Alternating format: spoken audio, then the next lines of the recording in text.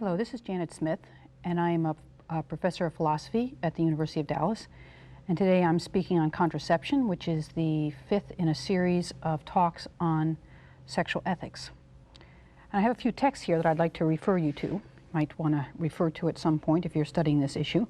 These are several documents written by the Catholic Church that deal with the question of contraception and marriage. The first one's an early one on Christian marriage, Casti Connubii. That was written by Pope Pius XI in 1930. And then we have a document from Vatican II on the role of the Church in the modern world, or Gaudium et Spes. Very small sections, sections 48 through 51, cover sexuality and contraception. The most pivotal document is the document on human life, or Humanae Vitae, which was written in 1968. And then in 1981 we have the document on the role of the Christian family, and that's Familiaris Consortio. And then there's a new one out, I don't have listed up here, by John Paul II, Evangelium Vitae. Just came out this year, a marvelous document that traces the connection between contraception and abortion and other abuses against life in the modern world. I'll talk a lot about that during my talk. There's also a series of talks by Pope John Paul II that these are Wednesday afternoon talks that he gave that have been put together in collections. One's the original unity of man and woman, Blessed are the pure in heart, and marriage and celibacy, and then reflections on Humanae Vitae.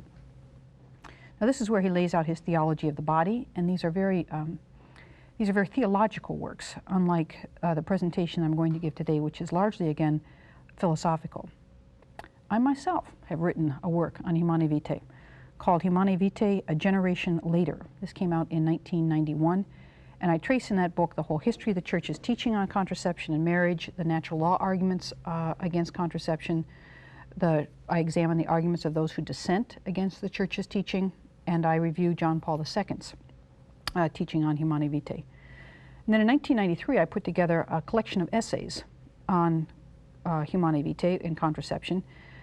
A larger number of authors, probably as many as 15 different authors, contributed to that volume of works that were written both before and after Humanae Vitae was issued that I think people should consult that might be a little bit out of the way. So those are, I'm not done yet with texts. There's a lot of text in this. I'm only scratching the surface here, but just to give you a sense of it. My book is fairly academic. John Kipley covers much of the same material in much more popular fashion in a text called Sex and the Marriage Covenant, A Basis for Morality. I highly recommend that text as an introduction to this issue. The book Contraception by John Noonan that came out in 1986, that's a revised edition of an earlier text, is a book that argues that the Church could and should change its teaching on contraception. I disagree with that, but the reason I recommend the book is because it gives a wonderful history of the Church's teaching on sexual matters really from day one. And in that book he argues that the Church at least has had a constant, unbroken tradition of teaching that contraception is immoral. I list three articles here by a man named Robert T. Michael. And Professor Michael has examined the relationship between the use of contraception and divorce. And I make some use of his articles, and people are often wanting to find the sources, so I included that here, so anyone who's interested might quickly jot down the sources. The one that we might want to look at particularly is the third one, why did the U.S. divorce rate double within a decade? I'll make reference to that again as we go along. And then finally, if you don't have any of these texts, I'm hoping you already have on your wall one of the bestsellers, the Universal Catechism, which again does a nice job of providing an introduction to this issue. Now, as you most likely know, contraception is one of the most controversial topics within the Catholic Church. That people can't understand, both those within the Church and those outside the Church, why the Church won't change its teaching on contraception. Those who even respect John Paul II for his teaching on social ethics are very disappointed in his teaching on sexual ethics, and by that they largely mean his teaching on contraception. Now, I'll be making many references to John Paul II in this talk because he's done some wonderful thinking on this issue and teaching on this issue. But we must admit that he doesn't claim that this is a personal teaching of his. He thinks he can't change this teaching, that again, this is God's law and not man's law. And in fact, it's the natural law. It's in accord with what is written into our very bodies, what is written into our very makeup, what is written into our very being. And if we use contraception, we are violating somehow the very goods of sexuality that we're trying to achieve through an act of sexual intercourse. Now, it surprises many to learn that all churches were opposed to contraception up until about 1931. It was in 1931 that the Anglican Church at the Lambeth Conference first broke with the unbroken tradition of all Christian churches as being against contraception. And it wasn't really until the early 1960s that even in the Catholic Church that there was any dissent on this issue. Theologians, Catholic lay people were living in accord with the Church's teaching and accepted the Church's teaching. In 1960, they say some 66% of Catholics were living by the Church's teaching.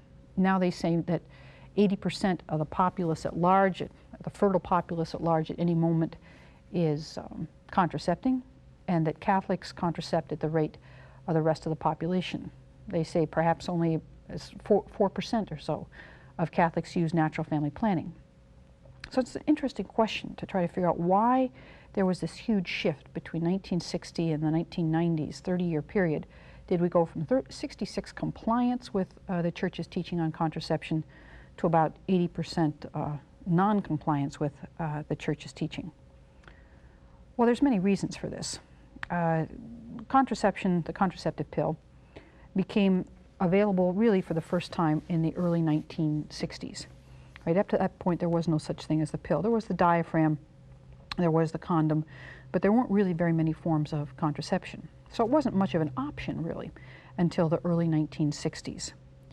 Now, the coming of the contraceptive pill coincided with a number of things that were very important for causing an interest in the use of contraception. First of all, as I said, was its availability.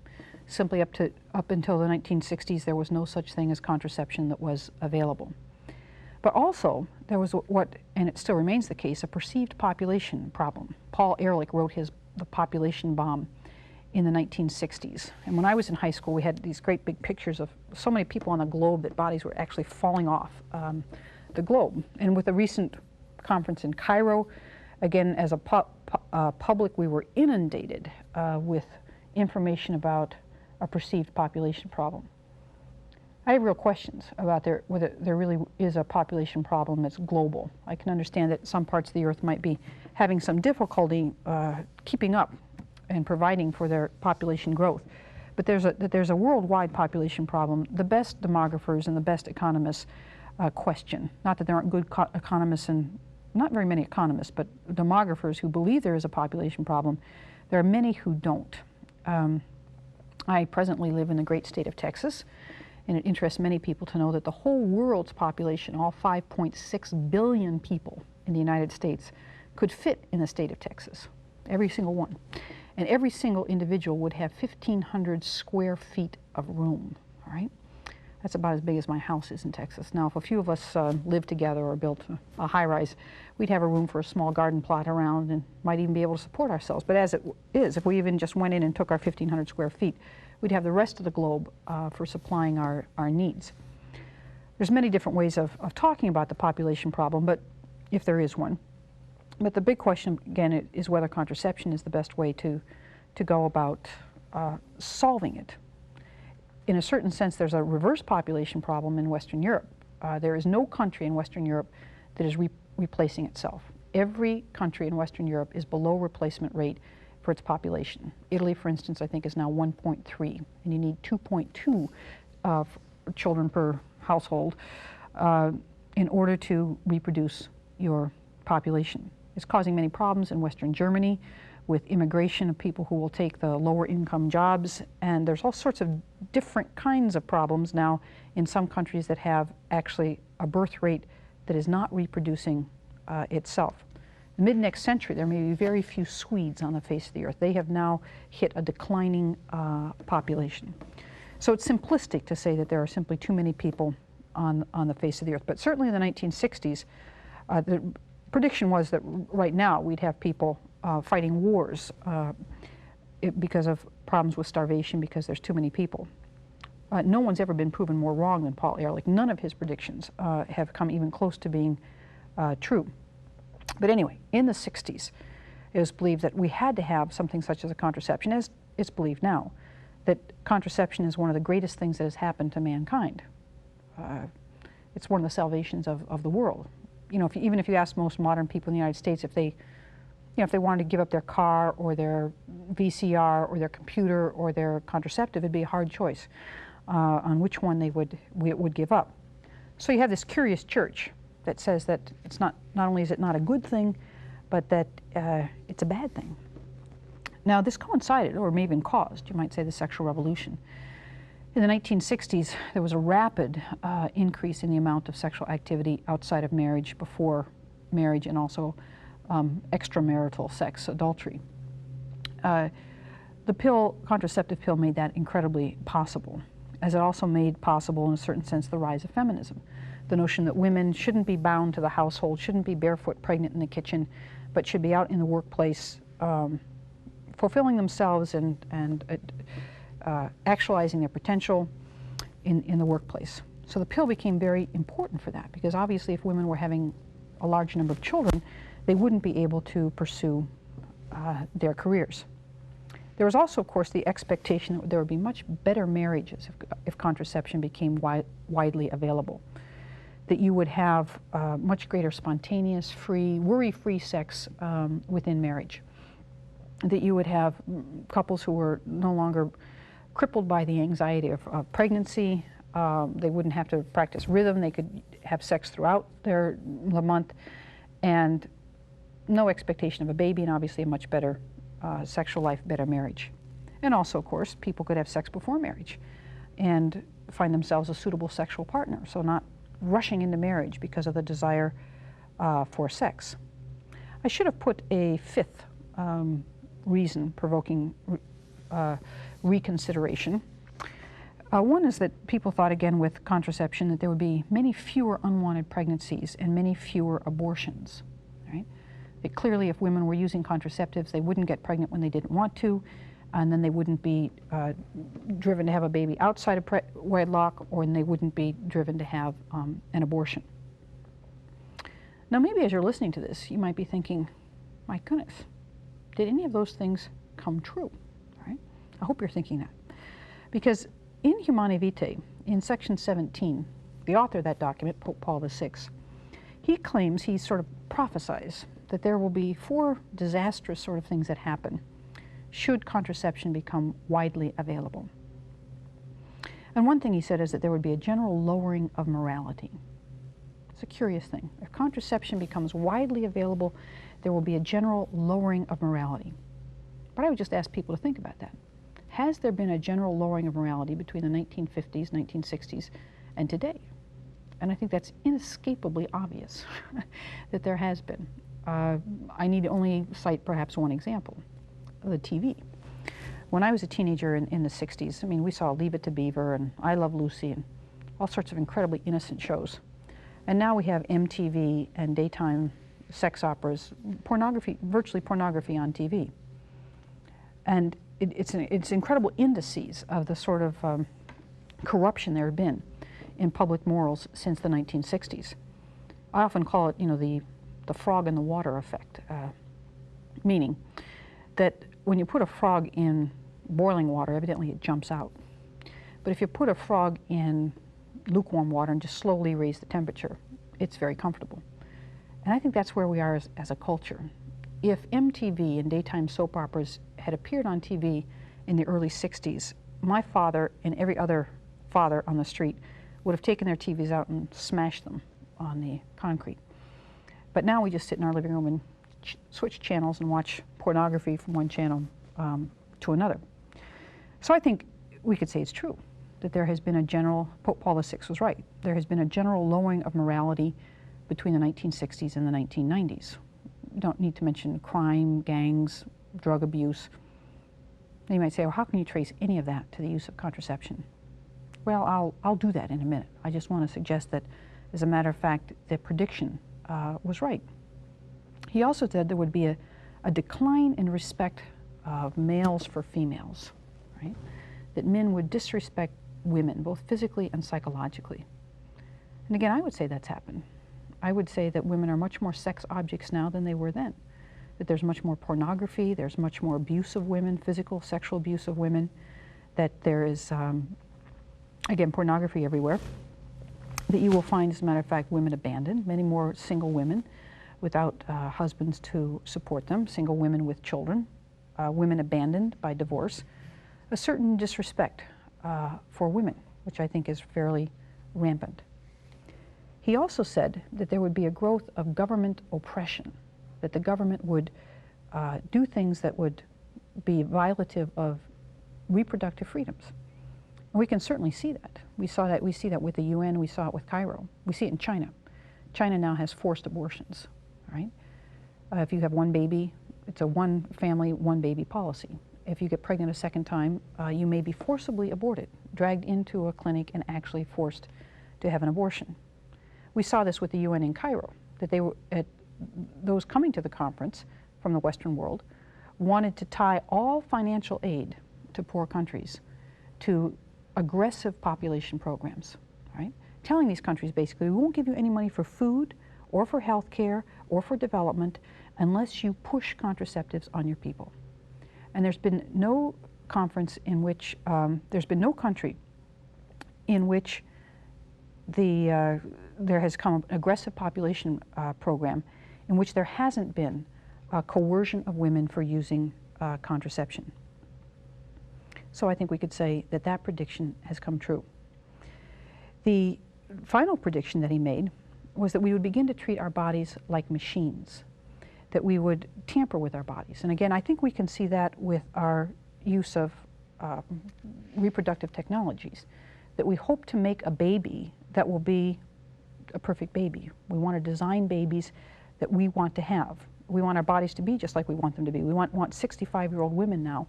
If they want to have babies, we will help them have a baby through in vitro fertilization. So we're now working, I think, in a culture in which the predictions that Paul VI made about Humanae Vitae have come true. There's been a general lowering of morality. There's increased disrespect for women. Governments have used contraception in a coercive fashion, and we have now begun to treat our bodies as machines. Now that we've looked at the predictions that Paul VI made about what would happen if contraception became widely available, I'd like to return to the few things we were talking about as reasons for provoking the reconsideration of the Church's teaching, or reasons why contraception became widely available.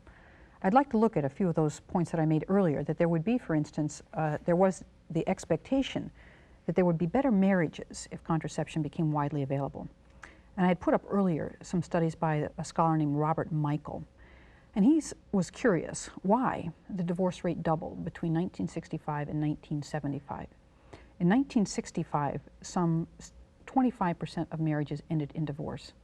By 1975, some 50% of marriages ended in divorce, and that has continued through about the last 20 years, maybe rising a little bit. And the question is, why did it double in a 10-year period? What happened in that 10-year period to make the divorce rate double? Now, what he discovered was that contraception played a major role in that doubling. I think probably even a larger role than his speculations led him to determine. But he claimed there were 3 reasons why contraception contributed to the divorce rate. Again, I think there's more than he accounts for. One, he said that if you do, their studies show that if you have one baby in the first 2 years of marriage, your marriage is likely to last a lot longer than if you don't.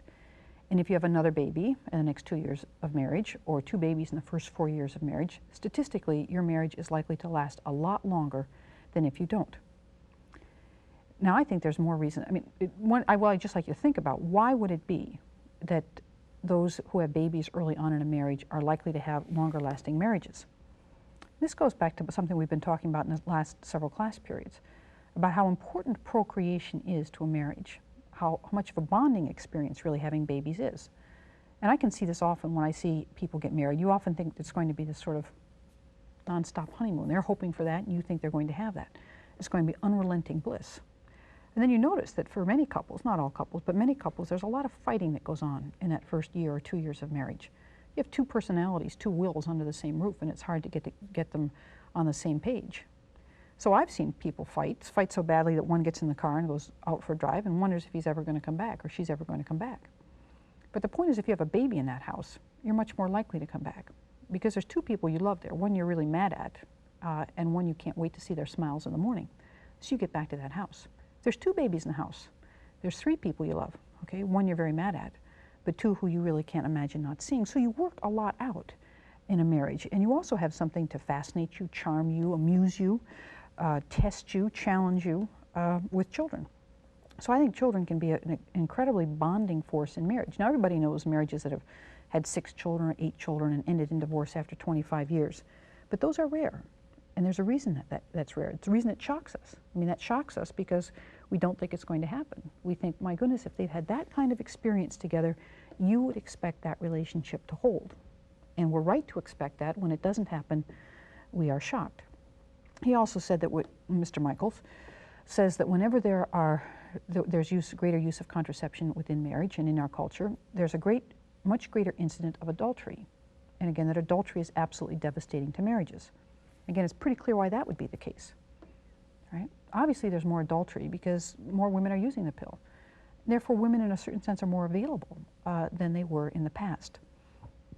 And so a man might look at a woman, and in years past he might have said, no way, I can't think about this. But now he thinks, well, she's probably using a contraceptive. It becomes thinkable that one would commit adultery. And again, adultery is devastating to marriages. I also think that since so many couples have had sex before they've gotten married, and some have become accustomed to multiple sexual partners, they don't really see any particular reason to stop that after they get married. They've been used to, again, multiple sexual partners before marriage, and when they get married, one person won't satisfy all their little appetites. Another point he makes is that women are having fewer children.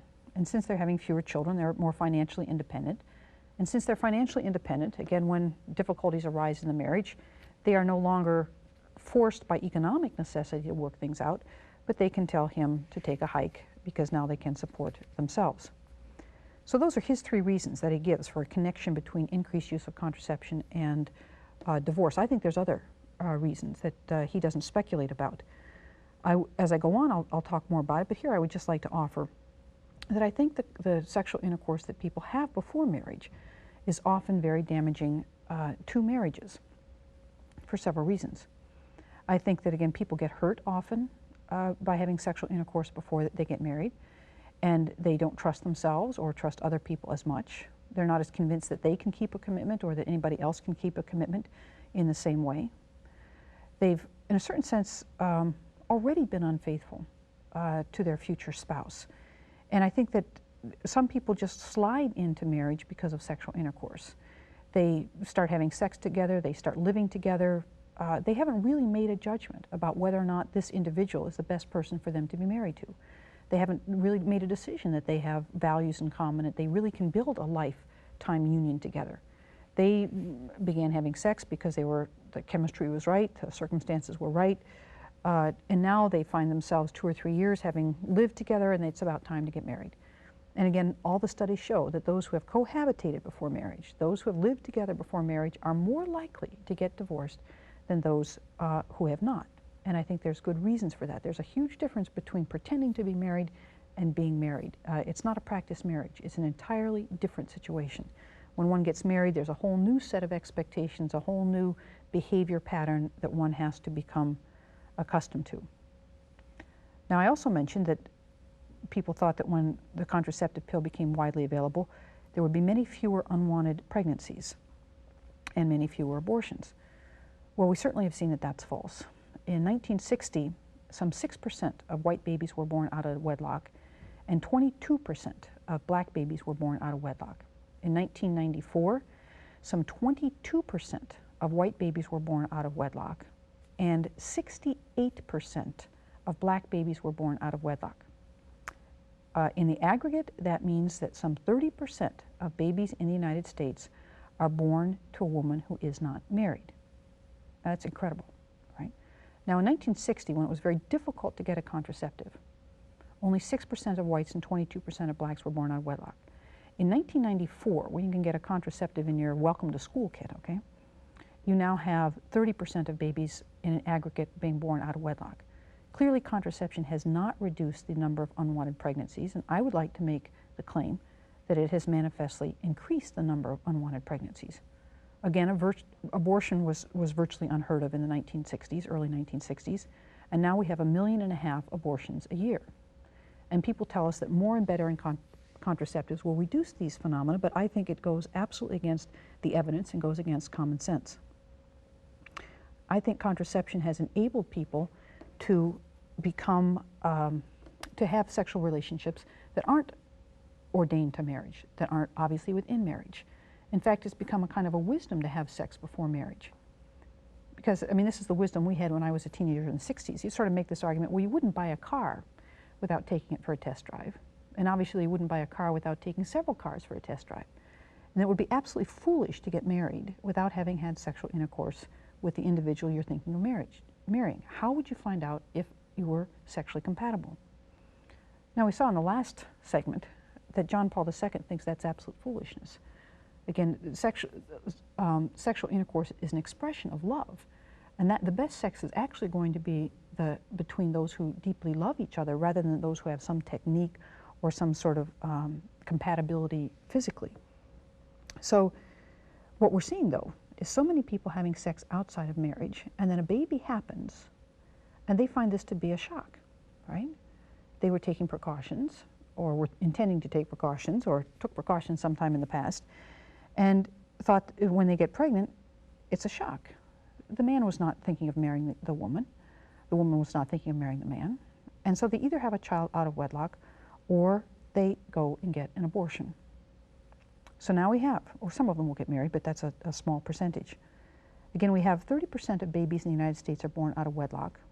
1 out of 4 to 1 out of 3 pregnancies are aborted. That means about 30% of babies that are conceived in the United States are born into an intact household, a bit more than 30%. 30 to 40% of babies are born to a man and a wife. Now, 50% of those unions will end in divorce, also facilitated by the contraceptive pill.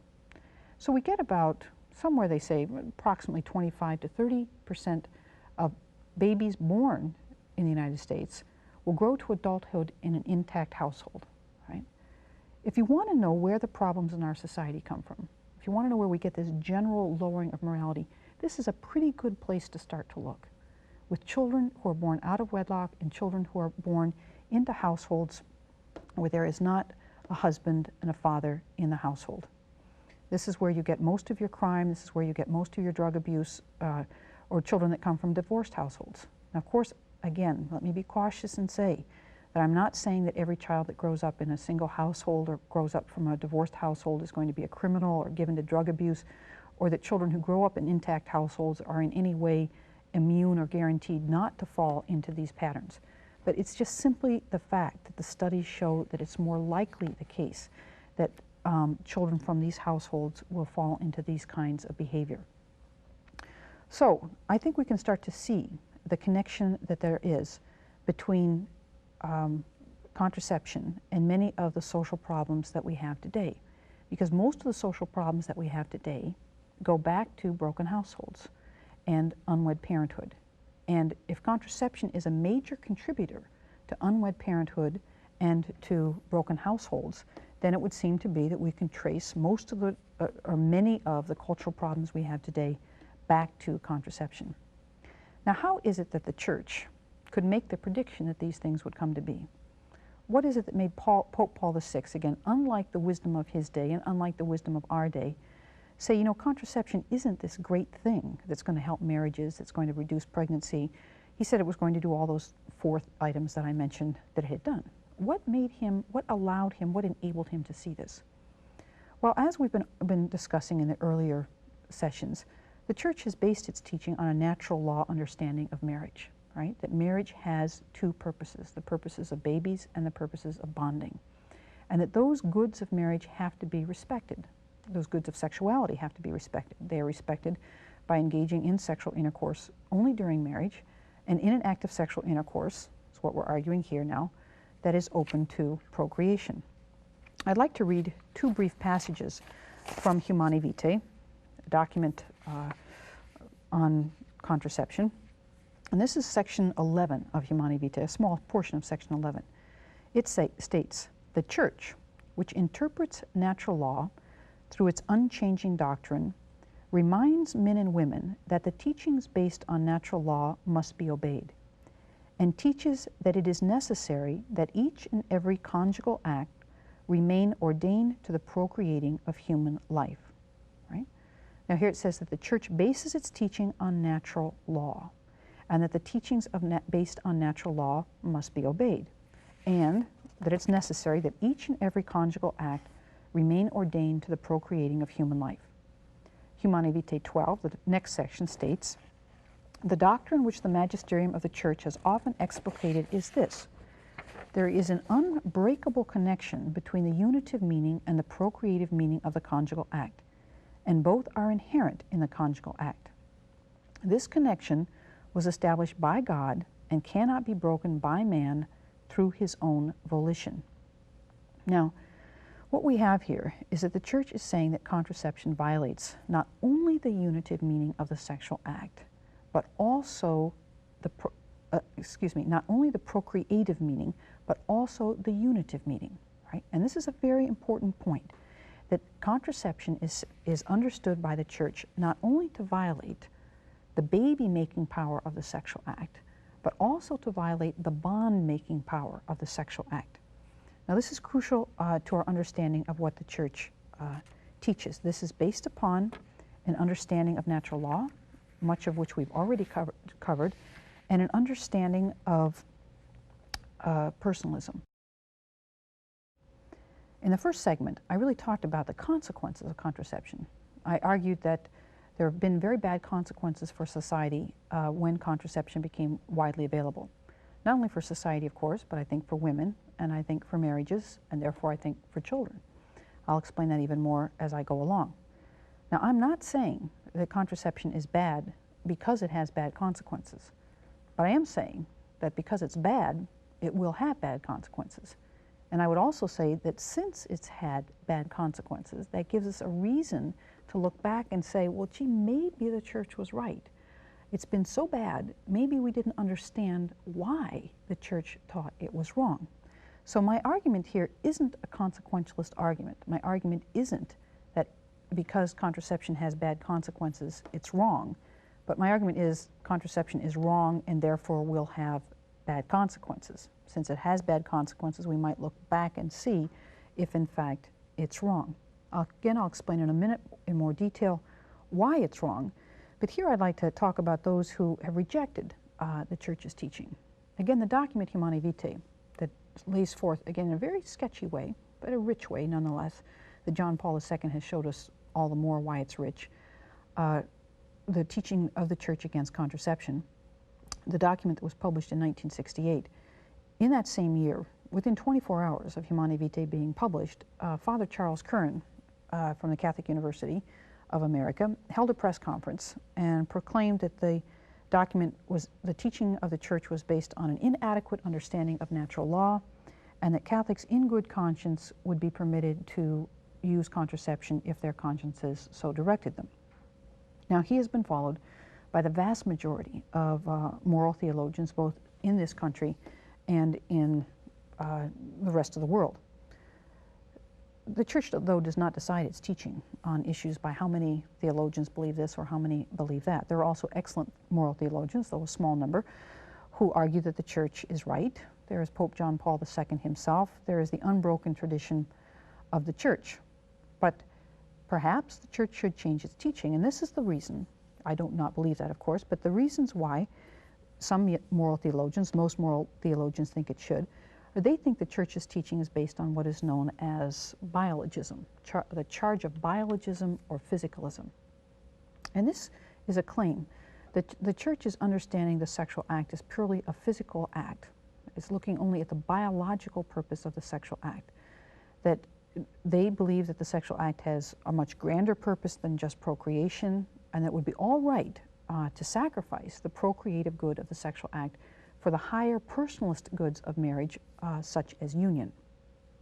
Now, they make the argument that there's many times that we violate the good of any one of our organs. I may put earplugs in my ears, I may take a medicine that has a bad side effect. I may use crutches or put a cast on my arm. And all these ways we're sort of violating the good of the body for better goods, higher goods. And they say, well, we should be able to do the same thing with contraception. We should be able to violate the biological purpose of the genital organs, which they see as reproduction, if we're seeking a higher good. Now, I'd like to say, I think I've demonstrated in the past many segments that the Church does not treat the act of sexual intercourse as only for procreation. It's also obviously for union. But and even procreation is not simply a physiological act. I mean, this is the very important thing to see, that procreation is not simply a physiological act. It is that union of two persons who come together to produce a third person, right? The sexual acts of cats and dogs are purely physical. There's no emotional bonding, there's no spiritual element, and they do not procreate, they reproduce, right? But human beings procreate. That is, that they bring into existence something that didn't exist before and that will exist forever. So the genital organs of human beings aren't simply ordained to another member of the species, right? They are ordained to a new human being who should be the product of love between a man and a woman who are committed to each other for a lifetime through the act of marriage. So in no way is the Church seeing the sexual act as simply a physical act. As a matter of fact, I think the argument can be turned around against the moral theologians who support changing the teaching. Because I think you could say that they're seeing the act as physicalistic. They think it doesn't matter what you do to the physical part of the act, that's just our body is just kind of a machine, it's not a part of the human person, that you can do whatever you want to the body as long as you're seeking higher personal human goals. The Church wants to say, no, the body is not just a physical thing, all right? The body, again, is imbued with spiritual values. And what a human being does with its body is not ever simply a physical act. It's also an act that expresses the full values of the human person. Again, the sexual acts of animals are purely physical. We have no problem sterilizing animals, breeding animals, contracepting animals, right? So if we thought that you had to respect natural processes, all right, we would say there's no problem. Either we shouldn't do that for animals, we shouldn't breed animals, we shouldn't contracept animals, we shouldn't sterilize animals because their natural processes lead to an offspring. Or we should say you can do that to human beings because we're just bodies. But the Church says we're not just bodies, we're not just animals. Our sexual capacities are very different from those of animals. So while it's all right for animals to contracept and to be sterilized and to breed and to commit adultery, it's not all right for human beings to do so. That's a quick response. I'll talk a bit about this, make a quick response as well to this question about earplugs, crutches, medicine, etc. All of those actions restore the body to its natural functioning. Earplugs protect my ears so that they don't get hurt. Medicine restores a sick body to its natural conditioning. A cast restores my broken arm to its healthy condition. Very soon I'm going to make a fairly elaborate argument that contraception does not restore the body to a natural condition. It actually puts it in an unnatural condition. It makes a person sick or infertile who ought to be fertile. So contraception is very different from earplugs, medicine, casts. All of those bring the body back to a natural functioning, right? Whereas contraception does not. Now the other point, a couple other points on which dissenters reject the Church's teaching. One is on what's called the principle of totality, right? Now the principle of totality is a very important principle in bioethics. This claims that if some part of your body is threatening the whole of your body, it's all right to do some sort of damage to that part of the body that's serving the whole. For instance, if my foot got gangrened, it would be morally permissible to cut off my foot for the sake of the whole of the body, because the foot only exists for the sake of the whole. And if the foot starts to threaten the whole, it would be permissible to remove the foot. Well, dissenters want to apply that principle to the principle of marital acts. And they say it would be all right to violate the procreative meaning of the sexual act if the whole of the marriage were to benefit from it, right? So as long as the whole of your marriage is ordained to babies, why couldn't you violate the procreative good of a single sexual act. Now, I think the major fallacy in using the analogy in this way, I think this analogy does not apply. Marriage is not like the body, all right? Marriage is not an organic whole. The body is an organic whole. The parts of the body exist for the sake of the whole. But sexual acts are wholes in and of themselves. Sexual acts have their own value, as does any moral act. We don't judge any moral act really as the part of a whole. We judge each and every moral act in and of itself. For instance, I couldn't say that because I'm mostly not a racist, that my restaurant is open to different ethnic and racial groups 5 days out of the week, so why can't I close it 2 days a week to them? Most of the time I'm not a racist. Why can't I be a racist some of the time, all right? We wouldn't say that that's permissible. We judge you by your individual acts, not by some conglomeration of acts. And we can maybe see this point best if we were to think about adultery. Again, the church also teaches that each and every marital act must be sexual act must be only with your spouse. Well, suppose I were to say, well, you know, my marriage could be improved if I could have a few weekends with my boyfriend. Not my husband, but my boyfriend. Or a man could say, a few weekends with my secretary would really enhance my marriage, right? I could get a little zip in my step, a little zip in my being. My wife doesn't need to know. And why not? For the good of the marriage, it seems to me if I could have a mistress on the side, I could tolerate my wife a whole lot more, and the marriage would last a lot longer. Well, we would say that's absurd. We would say that each and every act has to be faithful. So when the church says that each and every act has to be procreative, it's not saying that the procreative good can be sacrificed to another good. It's saying that this is a good in and of itself that can't be sacrificed to another good. Now, again, we're talking here about the principle of totality, that you can sacrifice a good of the part for the sake of the whole. And what the church is saying is that no, sexual acts aren't a part. Sexual acts are a whole in and of themselves.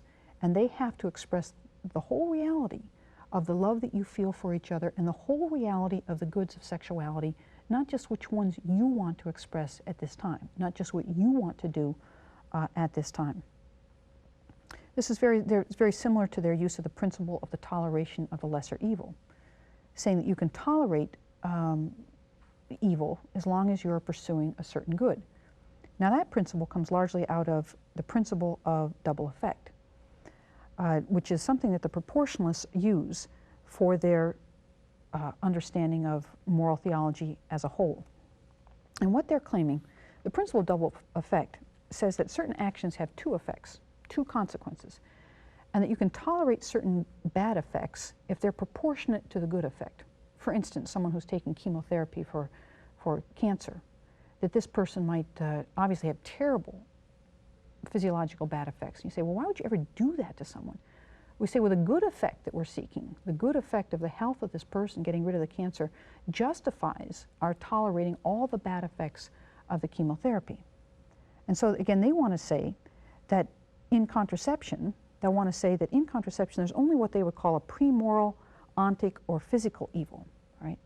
There isn't, that this is just a physical evil and not a moral evil. And so you can tolerate the evil of contraception because, again, you have a greater good. You have the greater good of the union of marriage. But the church considers contraception not to be simply a premoral, ontic, or physical evil, but considers it to be an intrinsic evil. Again, the church would not say that you can murder in order to gain an inheritance, right? That murdering is evil in itself. And even if you want to get a lot of money from this inheritance and give all that money to the poor, you would say, no, you can't use an evil means to a good end, right? And the church wants to say that contraception is an evil action, bad, wrong. You shouldn't do it. And no matter how much good you might think would come from this act, you shouldn't do it because it's an intrinsic evil. And this is one of the major points of controversy between the proportionalists and traditional moral theologians, is that they think that the evil in contraception is simply a physical evil, a premoral evil, an ontic evil, whereas the church teaches that contraception is an intrinsic evil. I'm going to begin to explain why the church thinks that contraception is an intrinsic evil. Again, earlier I explained that it had bad consequences, but that still doesn't tell us why it's bad. There are several arguments here. I don't know that I'll get through all of these in this segment, but we have future segments to cover these. The first one is that contraception is unnatural. It's a violation of the natural good of fertility. Now, I've talked a little bit about this already, but before I get into how it's a violation against the body, first I do have to make clear that most forms of contraception, the pill, the IUD, Depo-Provera, and Norplant, pharmaceutical or chemical contraceptives or mechanical contraceptives, operate as abortifacients, right? That means that they operate by causing a spontaneous early-term abortion in the woman. So, how can you prove that? I say, well, I would just say go to any pharmacist and get the insert that is put in a package of the pill. And you will notice that it tells us that the pill, and this is also true of Norplant and Depo-Provera, work in 3 ways. One way is that the pill works as an anovulant, and that means that it stops the body from ovulating. This means that if a woman is not ovulating, that means she's not releasing an egg, and if she releases no egg, she can't get pregnant. That's the way it usually works. The pill almost always works as an anovulant. But they tell us that studies show that 2 to 10% of the time, in 2 to 10% of cycles for women, there's what they call breakthrough ovulation. The woman ovulates even though she's been taking the pill. Now, what is that? But she still might not get pregnant because the pill can change what's called the viscosity of the mucus, because a woman's body secretes a certain kind of mucus that actually helps the sperm get to the egg. But the pill will make the mucus that she's secreting one that's too slippery, one that doesn't help the sperm get to the egg. So even though she's ovulating, and even though she might be having sexual intercourse while she's ovulating, she may not get pregnant because the sperm cannot get to the egg because of the mucus. There's a third way in which the pill, Norplant, and Depo-Provera works. And that's by, and these are the words of the insert, it prevents the nidation of the fertilized ovum. This means that, in fact, she has ovulated. And as a matter of fact, the sperm has met the egg. And as a matter of fact, a new little human life has begun. So you have this fertilized ovum trying to work its way down into the uterine wall. Nidation means nesting. It prevents the nidation of the fertilized ovum, meaning that the fertilized ovum tries to implant itself in the uterine wall and cannot do so because the wall is not receptive to the fertilized ovum and sloughs it off. Now, no woman knows how the pill, Norplant, or Depo-Provera are working in her system. Same with the IUD. She doesn't know which of these mechanisms is being produced by the pill. So it could be that several times in her reproductive life, if she's taking the contraceptive pill or using Norplant or using Depo-Provera or the IUD, she is, as a matter of fact, causing an early-term abortion. Now, so I would say that any woman who is pro-life would have to be, and any man who's pro-life, would have to be opposed to the pill, IUD, and Norplant, and Depo-Provera because they cause early-term abortions. As a matter of fact, the pro-choice movement, the pro-abortion movement, makes this argument. They said if you outlaw abortion, you're going to have to outlaw the pill, the IUD, Norplant, and Depo-Provera because they can read the evidence as well as we can. But I want to say, even when these things work as contraceptives, when they work by preventing the sperm from meeting the egg, they're still incredibly unnatural, that they violate the natural good of fertility. You see, because it's healthy and natural for an adult human being to be fertile, right? And most of us take pills when we're sick, but there's nothing sick about being fertile. Fertile, again, is a healthy condition. But it actually treats fertility, again, contraception treats fertility as if it's something that needs to be corrected, something that needs to be repressed, something that's bad, except when you want it. And I think mostly it's talking about a woman's fertility, right? I think that contraception is mostly an insult to a female's body because it's males who can have sex without getting pregnant. And obviously what the pill and other contraceptives do is it helps a woman have sex without getting pregnant. So it makes her think that the male has the better body. As a matter of fact, most contraceptives are incredibly violative of a woman's good. I keep telling environmentalists that they, or we, I'm very much of an environmentalist as well, should be absolutely opposed to contraceptives because they are an assault on a woman's ecosystem. A woman has a body that's working very well. Everything is, just like in the outside environment, is well attuned, contributes to the whole. And when she starts putting all these synthetic chemicals into her body, she can well expect that she's going to have a series of bad side effects. There's a book by a woman named Dr. Ellen Grant, a book entitled The Bitter Pill. Dr. Ellen Grant, The Bitter Pill.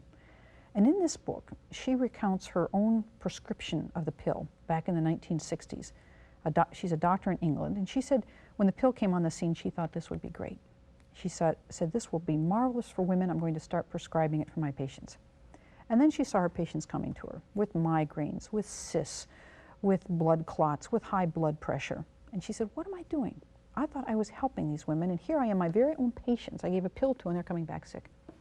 And this is what you can see again in the insert of any pill. There's some, I think, 35 counterindications that why bad side effects from the pill. Stroke, heart disease, increased incidence of some forms of cancer, migraines, again, cysts in the breasts, all sorts of things. Now these were worse in the 60s than now because we've managed to adjust the hormonal balance differently. But they're still bad now, right? You may say there are very few of them, but 16 million women are using, at any given time, 16 million women are using the pill in the United States.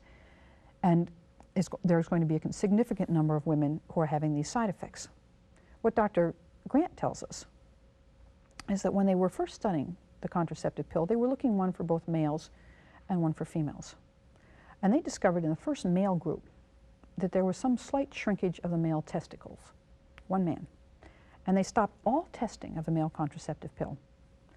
There were 3 women who died in the first group of women taking the pill. Now these were Puerto Rican women, and I think there's a certain racial and ethnic prejudice here, but it didn't much matter that 3 women died.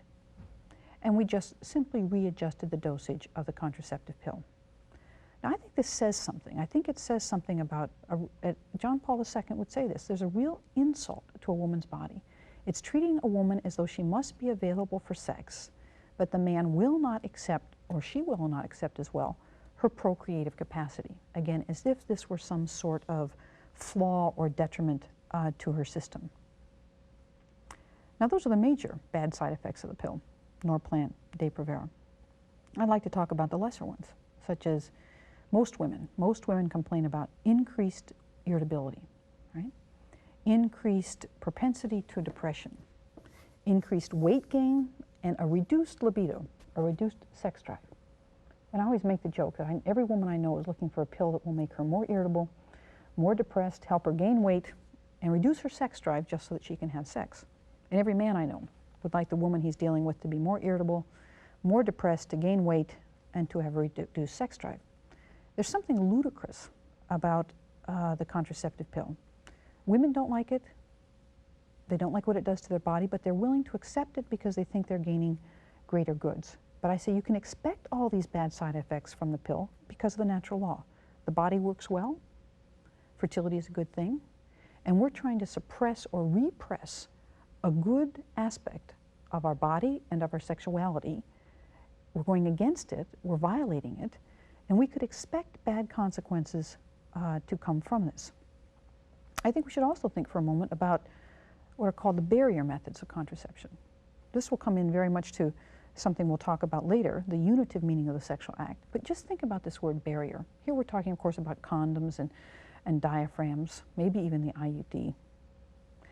As a barrier, you say, well, here you are, you want to make love, but you want to get your barrier in place, right? You need to have protected sex, all right? Protected against this horrible baby that's trying to come intrude upon your sexual act, right? There's something negative about contraceptives. There's something negative about a woman's fertility. There's certainly something negative to a possible baby. I think there's something negative about your response to the person with whom you're having sex. I want you, but I don't want your babies, right? I want to have sexual intercourse with you, but I don't want to have babies with you, which is a very negative response to a person in an act that is meant to be an altogether affirmative act. The sexual act is supposed to say yes to the other person. As John Paul II said, as we discussed last time, that sexual union is in love is supposed to be this great big affirmation of another person. I'm glad you exist. I'm glad you're you. I'm glad that I have a part of your life. I'm glad that we are engaging in this sexual act together. But contraception puts a great big no in that picture. A great big no. It says, I don't want something that belongs in this act. I don't want a part of you. I don't want your fertility. I don't want to have babies with you, right? There's something extremely negative, unloving about contraception. I'll get into that more as we go along. I'll talk about how it violates the procreative meaning and the unitive meaning. But first I want to talk about, as I just wanted to do this presentation on how it's bad for a woman's body.